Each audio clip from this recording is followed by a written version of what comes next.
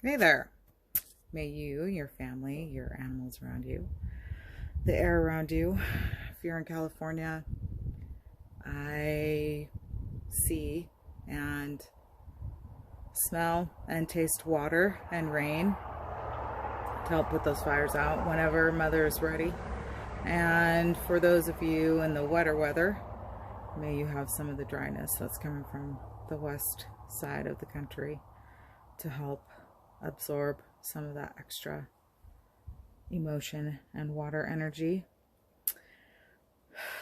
And then to all of you who are now doing the thing like the homeschool and having to switch your whole schedule to be a part of teaching and not getting paid for it, which is something I want to see happen. I want to see all those parents or the main caregivers that are taking care of children and having to do homeschool get some kind of compensation for that, and actually maybe even a whole shift in the educational system. And may you be healthy and well. I hope you're drinking plenty of water, loving on yourself, hoping to bring healing into your life. Okay, Asheo. Today I'm checking in for a couple of reasons. The goddess. It's been a while since I've done any videos about the goddess, spoke about any messages I've been getting. And there's a reason for that. And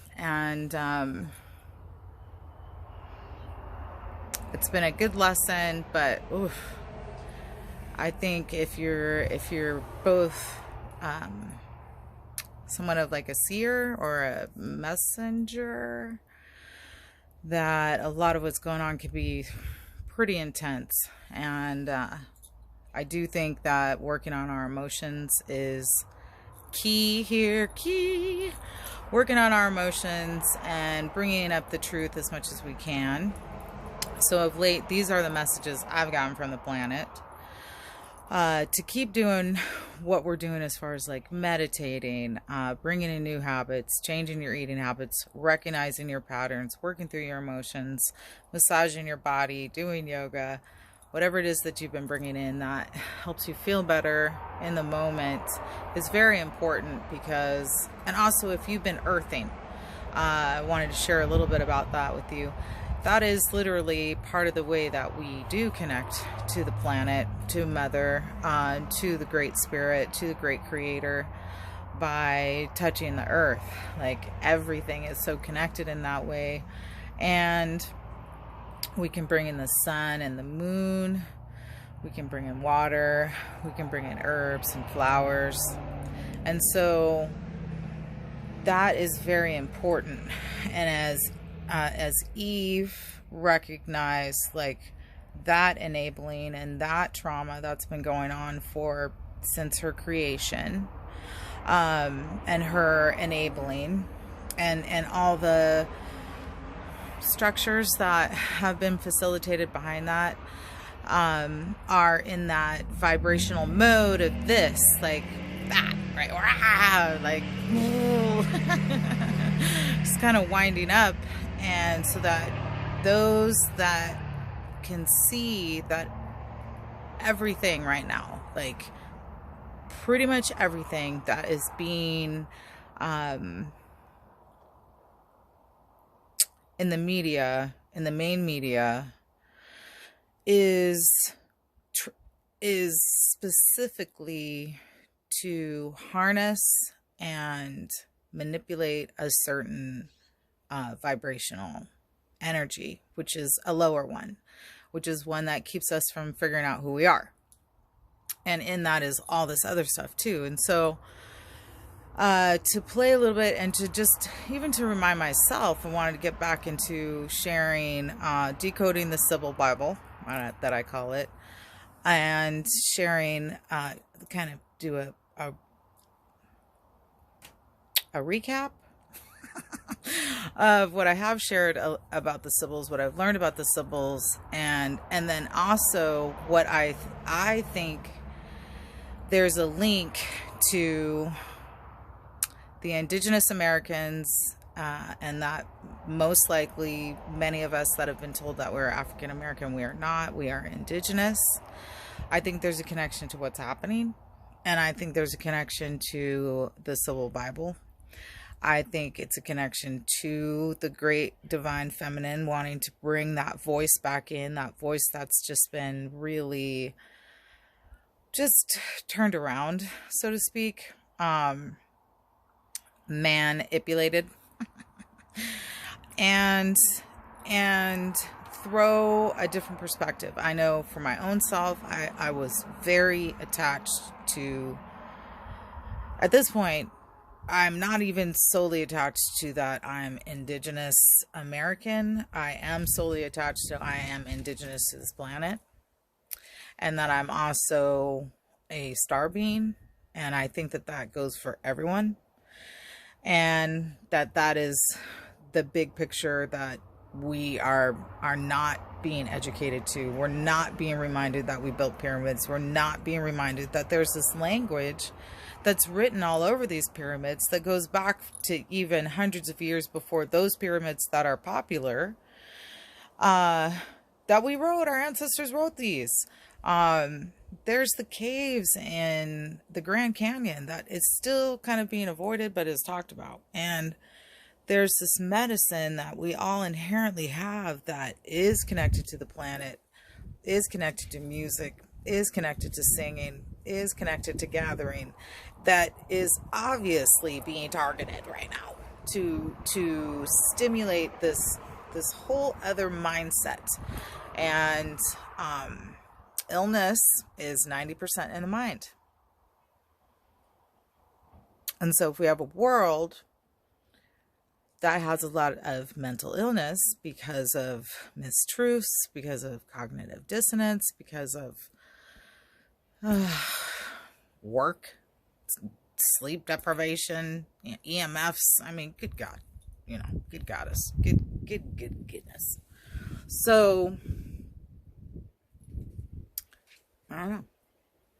Let's remind ourselves that we're far capable of more. So, today, a little bit of what and some more messages. So, some of the messages are, if there could be a solid alignment in the sense that, can we change the educational system because it contributes to our competition style? It contributes to how we see ourselves. And right now, with this,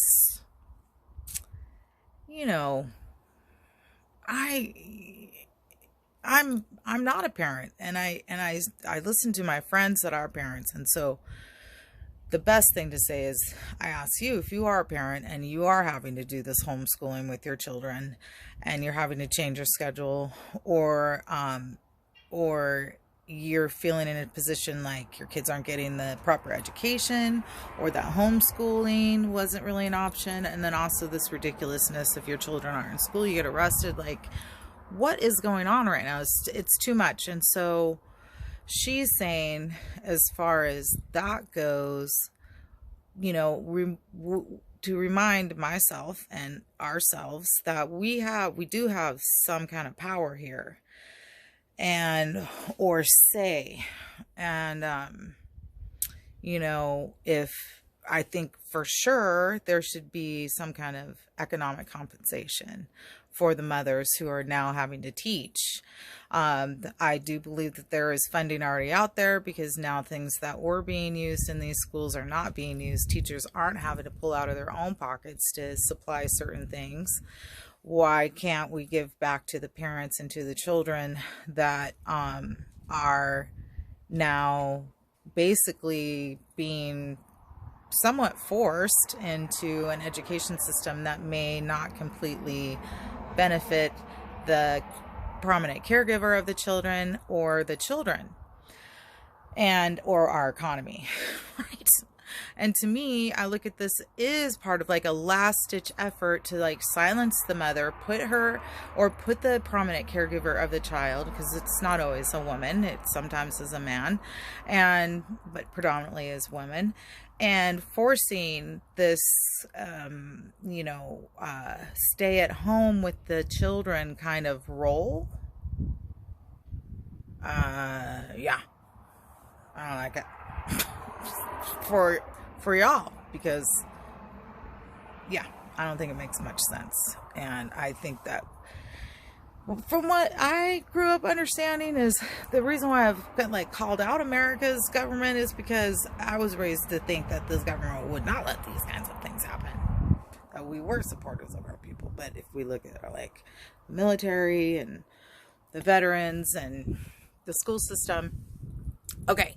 And then the other message is, yes, if you can do earthing, that also to encourage and validate the idea that not voting is also a voice.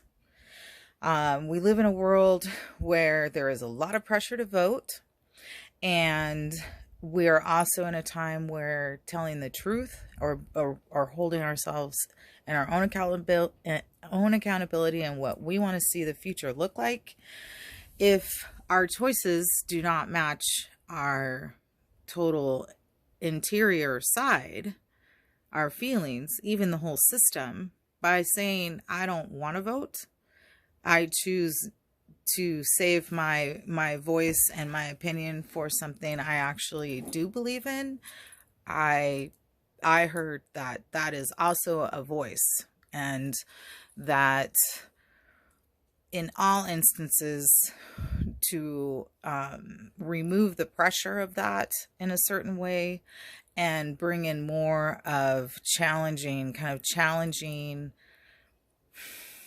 even ourselves, to bring in an optimal way of changing, because at this point it's all it's too segregated. It's still too segregated.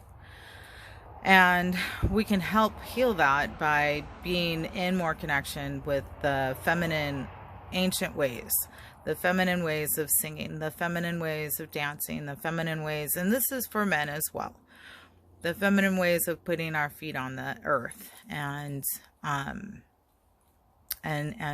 touching the trees and, doing that kind of thing. I've been practicing that, and it's definitely helped in a point of anxiety.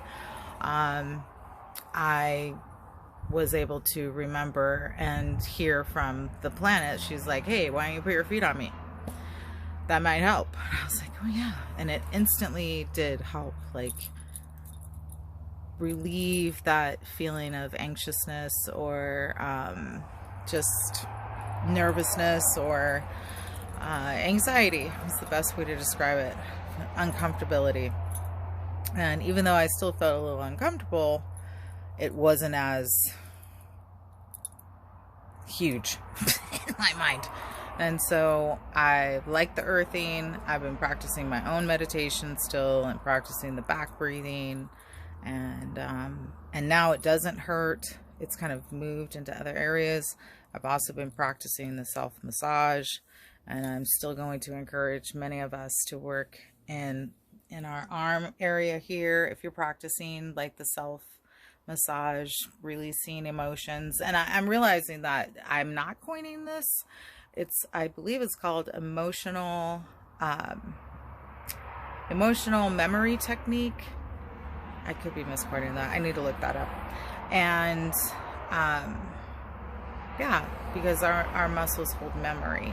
And I've just noticed, like, all in this area, under our arms, because most of us in this culture are typing, we're on the computer a lot, or we're lifting, we use our arms a lot, and it all connects to our neck, to our jaw area, to our front chest part. It helps our breathing. And so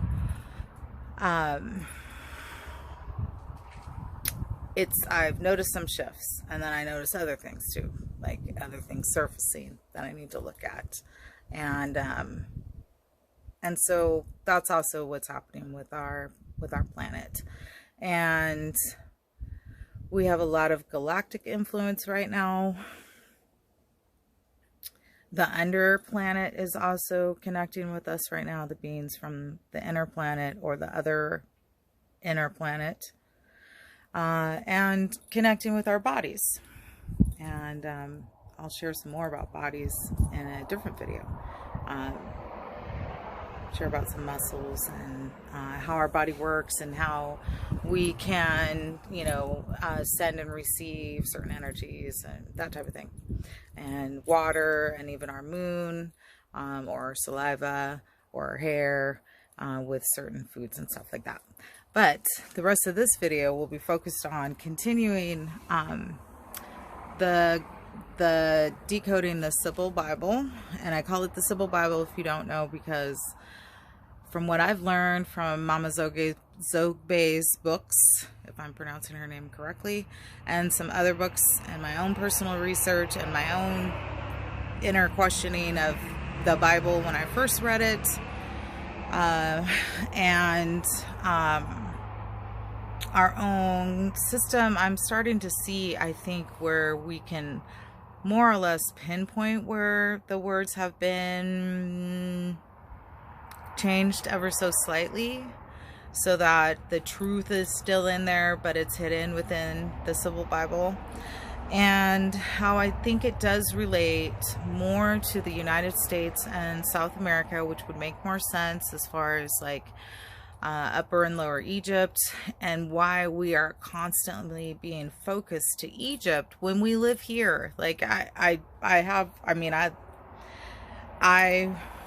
dove into that. I dove into like and I love Egypt. I love the stories there. Just like Egypt and the planet itself, each area of this planet has a history before those histories, and has a history before that history, and has a history before that history. And you see what I mean? And I know that there are stories out there, and the more that we look into these stories, the more we see, more I notice, is that the feminine is really not being totally invited, only in certain religions. And to prelude the Sibyl Bible that I'm going to read. So one of the things that Mama Zogbe mentions in her book is that the Sibyls created the alphabet, and Thoth has been related to creating the alphabet. I had the message from the planet and from my own research that Thoth was a hermaphrodite, which is why he's also called Hermes. And even in his writings, they say, if he was so a woman, they quote that several times. And that there are messages to come out in a time when we're ready for it. And I think that we're prepping into that time, because I think most of the information comes from females, and that the world wasn't ready for that yet. So we're prepping into that. And then the more I study each deity, Hecate, Isis, Inanna, Pele, some of the Orishas, Oya, you'll see a similarity, a river, an ox, a serpent, fire, or all of the elements, creation. And so I think, and also when you start looking at all the pantheons, you will notice, I've noticed, there's far more female deities. Far more. Like thousands more. And then also my checking into what are called daemons or demons, and seeing that a lot of them are also, can be both male and female, have a lot of intelligence, but also can, bring in like huge damage. Which, as we go through the Sibyl Bible, and if you look at the history of witches and even doctors, lawyers, and judges, you will see this continuous demonizing of the feminine. So I just, I think that that's one of the things to be shifted. I think it's happening already. So today, I think I'm picking up where I left off. I double checked if I've already done Acts 7 through, I've decoded up to Acts 17, halfway through Acts 17. So I'm going to turn the camera around. Hopefully it'll come through.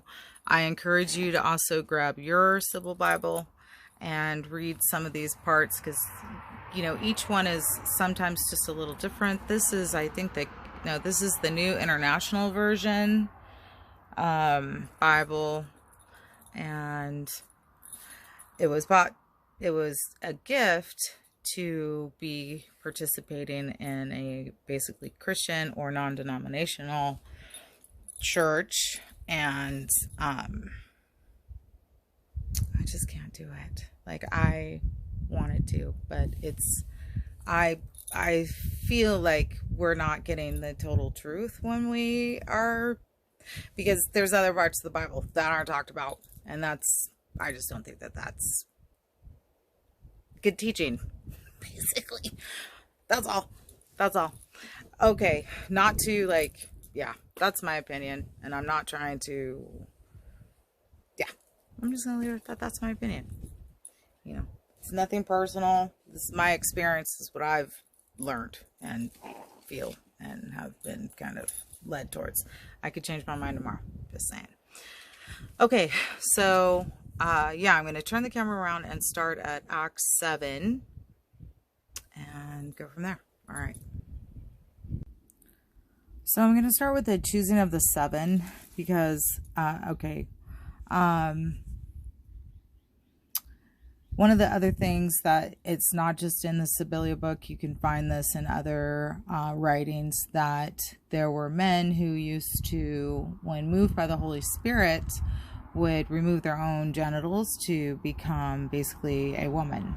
And it was supposed to be painless and apparently bloodless, because they were so enthralled in the spirit, and it would just come over them as if almost no choice. So, in the choosing of the 7, okay. And in those days when the number of the disciples was increasing, and I actually think this is when the shift between patriarchy and matriarchy started separating. So by this time, the peoples had already come to what I consider the Americas, and had removed a lot of the beings that were already here, the magical beings. If you do check out Kumaro's videos or Dan Calloway's videos, there's some affirmation to that, as far as like what the people look like and what was said about them. And it's basically in the Bible, and what is left out are what we now consider like taboo behaviors. Okay, so I think in some of these they're talking about a man who's actually become a woman. Okay, priestess, so to speak. All right. So, and in the Jewish religion, you are Jewish through your mother, and in the indigenous spiritual beliefs, you are that tribe through your mother. Okay, typically, most of them. All right. So, Greek and Jews among them complained against the Arabic Jews because their widows were being overlooked. Why are they even mentioning that? In the daily distribution of food. So the 12 gathered all the disciples together and said, and why would they come together? You know what I'm saying? Like, this is just, there's more, it's feminine. It would not be right for us to neglect the ministry of the word of God in order, or could it be Godin, or God Odin, or Odin, word of order, to wait on tablets. Brothers, choose 7 men from, and see how there's a little space. I mentioned this before. In some of these, there's a space, and I think that that's on purpose, because either something's been left out or something's a little changed. Okay. It could be the way it's written, but I just find that that's interesting in these certain spots like that. Okay.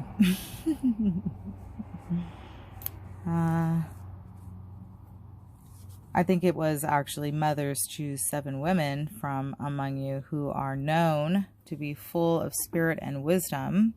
We will turn this responsibility over to them and would give our attention to prayer and ministry of the word. All right, I'm gonna use this. The proposal pleased the whole group. They chose, I think it's Stephanie, a full man or a woman full of faith of the Holy Spirit. Also Philip or Philippia, Prochorosus, Nicanor, Timon, Parmenius, and Nicholas or Nicola from Antioch, or maybe Anti-Enoch, or from Enoch, a convert to Judaism. They presented these women, I believe, to the apostles, who prayed and laid their hands on them. So the word of God is spread, or God is bread. The number of disciples in Jerusalem increased, or Jerusalem, because J's didn't exist back then, increased rapidly, and large number of priestesses became obedient to the faith. Okay, so Stephen seized, or Stephanie seized is what I changed it to. Now Stephanie, a woman full of God's grace and power, did great wonders and miraculous signs among the people. Or it could have been a male that became a woman. Opposition arose, however, from members of the synagogue of the freed men, which is interesting. Does that relate to like the Masons? As it was called, Jews of Cyrene, which is a female name. Alexandria is a female name, as well as the provinces of Sicilia and Asia. Okay, this is, Asia already existed, right? These men began to argue with Stephanie, or Stephina. They could not stand up against this wisdom or the spirit by whom she spoke. That's what I believe. I believe it's a she. They secretly persuaded some men to say, "We have heard her Stephanie speak words of blasphemy against Moses and against Goddess." And Moses is an indigenous surname to the Americas. Okay. So they stirred up the peoples and the elders and the teachers of the law, or Lao, because that is common in several different religions. Lao, L-A-U. They seized Stephanie and brought them before the Sanhedrin. They produced false witnesses, whom testified, "This fellow, quote, never stopped speaking against this holy place and against the Lao. For we have heard them say that this issue of Nazareth," and let's just remind everybody that in the original writings, Jesus wasn't even named. It was the Messiah. In all the writings you will see, or the Messiah, or the Messiah, or the Messiah. So I just want to say that. Messenger. And Eshu, or Esu, is air in one of the Orishas, in one of the pantheons, one of the deities. Okay, Eshu would be air. Okay, and then heir could also be like heir, somebody who's going to inherit something, right? Okay. We'll destroy this place and change the customs Moses handed down to us. All who were sitting in the Sanhedrin looked intently at Stephanie, and they saw that this face was like the face of an angel. All right, then we move into Acts 7. Stephanie's speech to the Sanhedrin. The high priest asked them, "Are these charges true?" To this, either she or they replied, "Mothers and fathers, listen to me. The goddess of glory appeared to our mother Abrama while she was still in Mesopotamia, before she lived in Haran. Leave your country and your people, God has said, and go to the land, and I will show you. And it's also in Genesis, right? These are from Genesis. So she left the land of the Chaldeans and settled in Haran. After the death of this father or mother, God has sent them to this land where you are now living, like they are trying to tell us. He gave him no inheritance here, not even a foot of ground. They're literally telling us. But Goddess promised them that she and these descendants after them would possess the land, even though at that time Abrama had no child, which is why it's actually Abrama, and it's probably relating to a female more than a male. Goddess spoke to them in this way. And also Abrama can be related to Brahma, and Brahma can be related to, well, I don't know that for sure. So, but that's true. Brahma and Brahma, the Indian god Brahma, or the Indian deity, guru, person, being. Okay. It's supposed to be Abraham after he has a child, or she has a child, okay? Same with Sarah and Sari. Okay. Goddess spoke, or a goddess oath to them in this way. Your descendants will be strangers in a country not their own. That's here. They will be enslaved and mistreated, but it is our country. 400 years. But I will punish the nation, and I think it's more like the truth will come out. They serve as slaves. Goddess said, and afterward they will come out of that country and worship me in this place, which I personally think is the Grand Canyon, or possibly South America. I think it's the Grand Canyon, personally. Okay.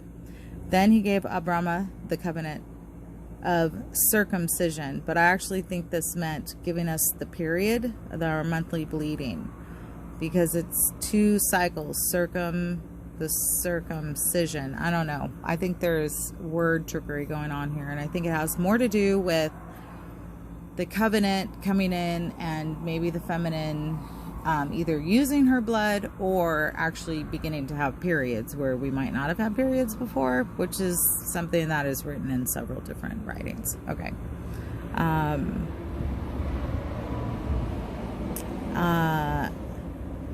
To be circumcised them 8 days after this birth, or I think it's actually like a christening or something, or this is to solidify patriarchy, because you are literally traumatizing a child before they're 3 months old. Like, we know what this does to people now. It makes people, like, unable to deal with their emotions. And these are boys, so they already have trouble dealing with their emotions. You're not supposed to harm them.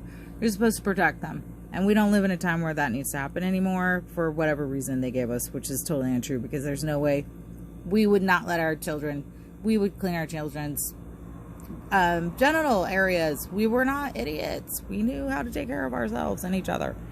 Okay. Thanks for listening to that. All right. So, okay. Because the patriarchs were jealous, and so they're instilling that in us. And then Josephina, they sold her as a slave unto Egypt, right? They're gonna make us not focus on the female. But the females were already being enslaved, okay? For several reasons, because of their power, I believe. This is why it's called Acts. Acts. And we're supposed to be starting the Bible from Acts in alphabetical order. And rescued them from all their troubles. Oh, God was with her. Okay, she gave Josephina wisdom and enabled her to gain the goodwill of the Pharaoh king of Egypt. So she made him ruler over Egypt and all this place, or all this palace. Then a famine, or feminine, right? Like just the wordplay here. Struck all Egypt and Canaan, bringing greater suffering, and our mothers could not find foot. When Achab heard that there was grain in Egypt, it's interesting, she sent out fathers or mothers or sisters on their first visit. On their second visit, Osiph told this mothers, who she was, and the Pharaoh learned about Osiph's family. And after this, Osiph set for this father or other brother, Achab, and this holy family. Okay, holy family, not just whole, holy family. 75 in all. Then, or no then, just Achab went down to Egypt. Here, she and our mothers died. Their bodies were brought back to Shechem and placed in the tomb that Abraham had brought from the other sons of Hamor and Shechem for a certain sum of money. They're telling us, like, they started sacrificing, like, I think.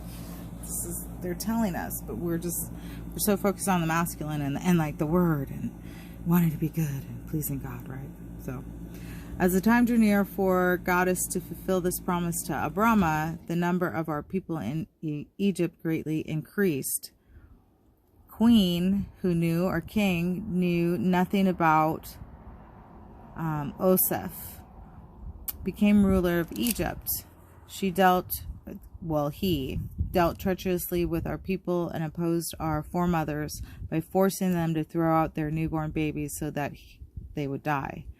So this is happening to the mothers, not to the fathers. You know what I mean? And actually to both, but it's specifically the feminine. At the time, Moses, or Amosis, or Amazons, was born. And I believe Moses was a female, personally. And she was no ordinary child. For 3 months, she was cared for in this mother's house, where she was placed outside. Pharaoh's daughter took her in and brought her up as her own. Moses, or Amazon, was educated in all the wisdom of the Egyptians and Thoth, basically, right? And was Moses, powerful in speech and action. When Moses was 40 years old, she decided to visit the fellow Israelites. She saw one of them being mistreated by an Egyptian, so she went to this person's defense and avenged them by killing the Egyptian. And I think that's actually, it could be made up, because they have to demonize, like, the heroine. Moses thought that his own people, or these people, would realize that God was, or Adwas, using them to rescue them, if that makes sense, or using her to rescue them, but they did not. The next day, Moses came upon 2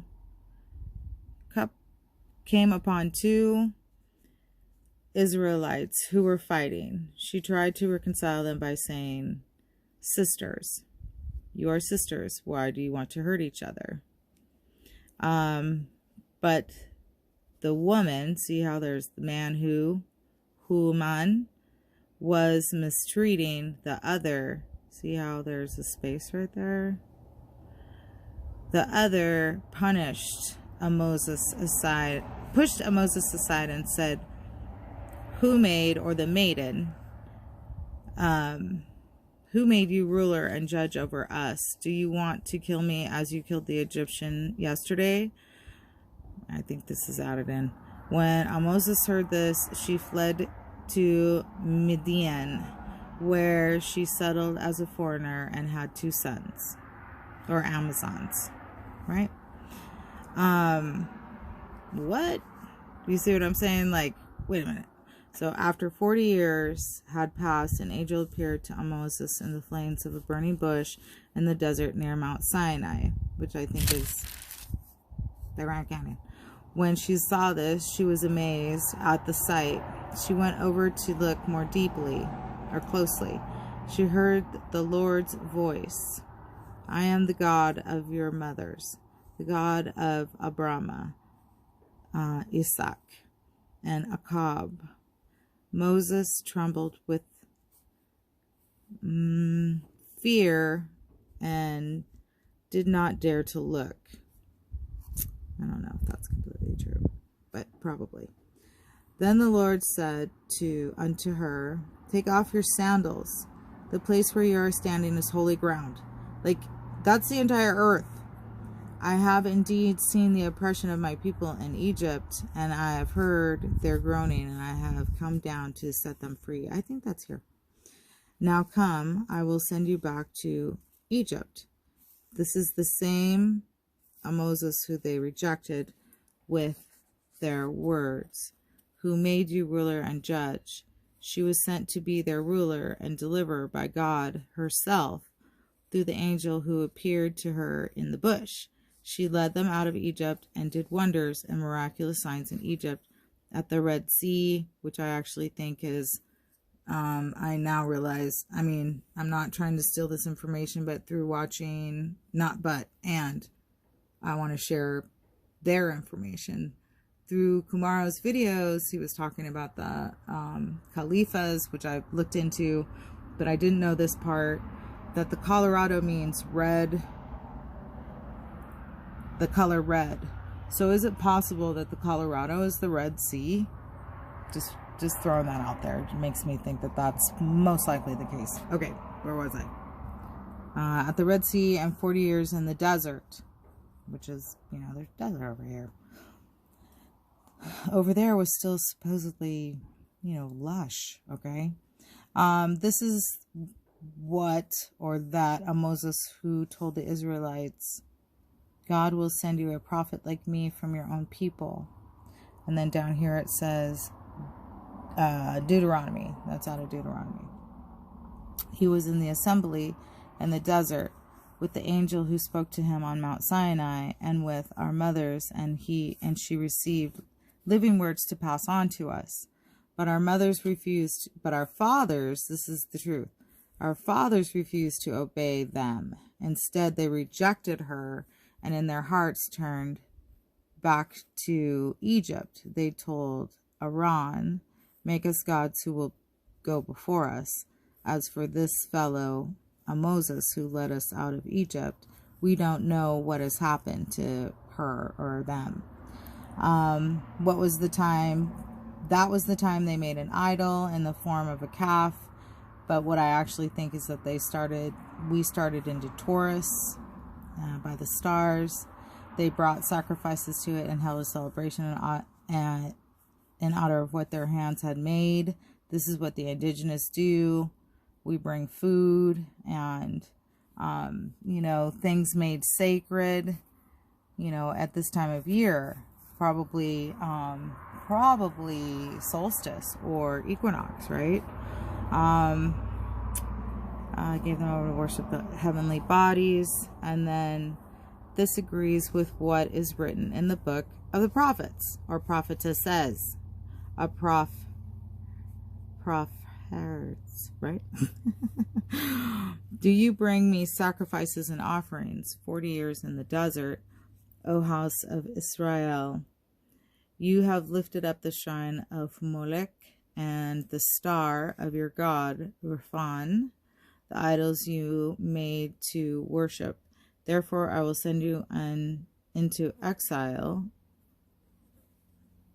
Down here it says, out of Amos. Okay, so that's from Amos. I get it. I will send you into exile.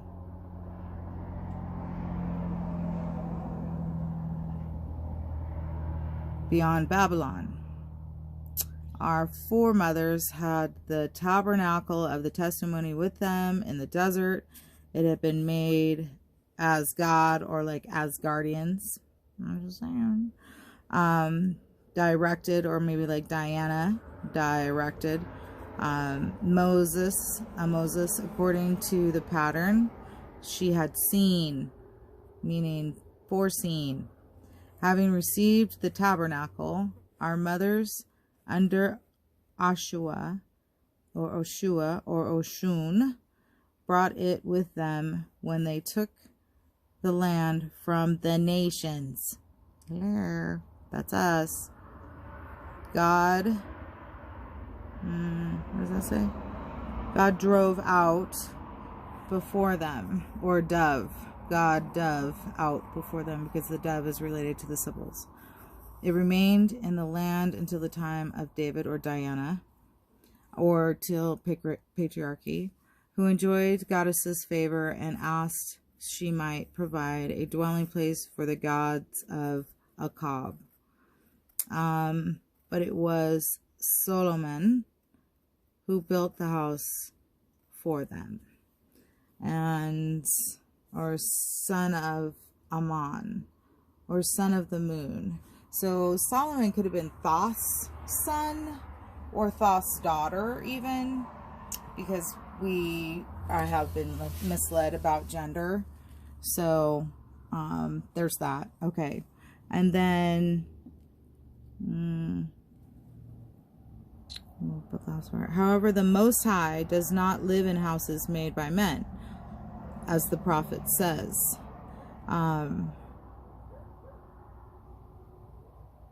Not woman. Okay. Heaven is my throne and the earth is my footstool. What kind of house will you build for me, says the lady? Or where will my resting place be? Has not my hand made all these things? I feel like I already went over these. I hope not. And if not, well, sorry. Thanks for listening. Okay. All right. I'm almost out of energy. If you stiff-necked people with uncircumcised hearts, what does that mean, right? And ears, that must mean something different than what we turned it into. You always resist the Holy Spirit. Was there ever a prophetess your mothers did not persecute, or your fathers did not persecute? They even killed those who predicted the coming of the righteous one, or the messenger. And now you have betrayed and murdered them, which is the female. And look, where's that? What's that? What's that little gap about? You have received the law that was put into effect through the angels, but have not obeyed it. And then they stoned Stephanie, of course, because it was females that this happened to, not males. You can go through history, and these stories, the stories that they have told you are like Jesus' head on a platter. That is not the case. That was probably, it was probably one of the Sibylias that had great power and challenged Rome and challenged Judaism. And it probably wasn't even anybody's birthday. You know, or if it was a birthday, that's a hint to us that numbers and days and magic of the stars was important from the beginning. That's why we even have a birthday, to let us know our path and that type of thing, which I've learned. But also, I've always wondered, like, what's the big deal about celebrating a birthday? Why can't you help somebody feel special about being born and brought into this world, no matter how, you know, wild or perfect it is? All right, wild and perfect it is. All right, I'm pausing there because I will pick up at Acts 8 next time. Leave this little yellow mark and rewatch this. And then I really wanted to get to where I just went to today, which is all the way in Acts 14, because here I think they're also telling us again who we are. Everything you could not be justified from the law of Moses. Take what the prophets had said does not happen to you. Something. Take care of that what the prophet had said does not happen to you. Why did I put stars next to you? Something in your days that you would never believe. Even if somebody told you. Nope, this is, okay, I'll have to get to that part. But today, just so we can, oh no, I'm way farther ahead than I thought I was. All the way Acts, yeah, this part, I got to, so Athens, okay, where is it? Okay, this part, this is Acts 16, verse 37.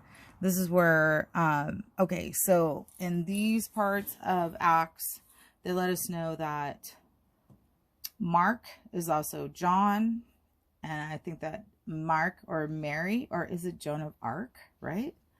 Joan of Arc, maybe, and they just kind of skewed the timeline. I don't know if that's possible, but just throwing that out there. Or that Mark is also Mary, and that Mary also probably had the name of Joan.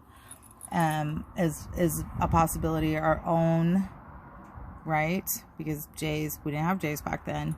And then also that Paul is also Simon. Is that right? I could be wrong on that. So this part right here, to me, is another indication that Paul is either Paula, and that Paul was definitely female. They beat us publicly without a trial, even though we are Roman citizens, and threw us into prison. And now do they want to get rid of us so quietly? No, let them come themselves and escort us out. Women were escorted. You know what I'm saying? I think that they're telling us, and we just have been mistaught. And then we get all the way to like in Athens.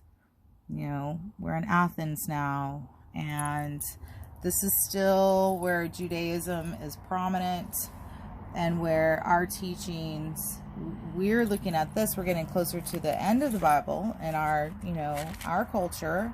We're getting close to the end of the Bible here. But this is actually the beginning, right? Acts. And so it's confusing. So yes, they reference to other parts of the Tarot/Bible, because the Bible is literally the translated version of the Jewish Torah. So why do we do this to ourselves? Why do they teach us this way? I think it's confusing. Okay, that's the lesson for today. Thanks for watching and listening. Thank you for subscribing. Please like and share. If you'd like to help me out, you can donate, the link below. If you'd like to get some magical jewelry, art, tools, please check out my Etsy store in the link below. And or if you would like to schedule your own personal readings, or stone reading, or oracle reading, or a Reiki session, remote Reiki session, check the link below. Thank you again. Y'all have a great day.